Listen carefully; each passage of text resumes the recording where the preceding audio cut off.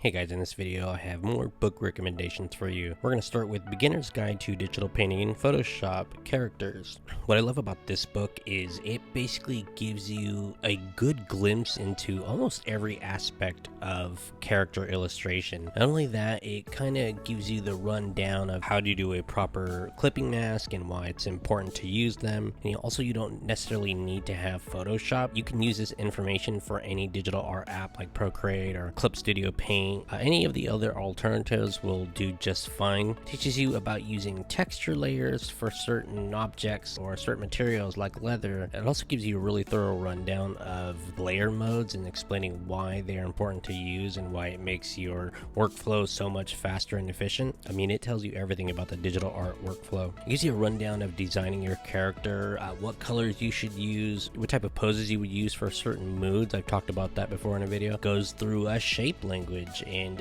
why you would use shape language for certain characters, and so much knowledge about composition. I guarantee you will be a better artist after reading this book. It's a really solid book about almost everything that you would need to know in art, and it just gives you a quick little lesson on all of these different topics. It gives you like a really quick rundown of all the art fundamentals. I think it's a very necessary book for someone who's just starting out. The next book is Mechanica, Creating the Art of Science Fiction with Doug Chiang. So if you don't know who Doug Chiang is, he actually worked on the original Star Wars prequels, and he also was the head art director of the very popular show The Mandalorian. All of that concept art you kind of see like at the very end of the credits. I believe either that's his or it's done in his concept art style. I love this book because it gives you the traditional art route of going through it with like the pearl white and the markers and the highlights and what type of pencil you would need to use, working light to dark. The only downside I don't like about it is it doesn't really go past the very basic stuff. I was really hoping when I first bought this book that it would have more technical information about when it comes to mechanical parts, and it doesn't really have that much. But if you're looking for a starter point of, what are the keys to good designs in a mech, where to start, this is a good alternative. But I think it's a really great starting point to see if you even like it. I think that's very important for a lot of artists. The last book I want to talk about is Frame Perspective Volume 2. This is the second volume of this series, and it kind of goes over the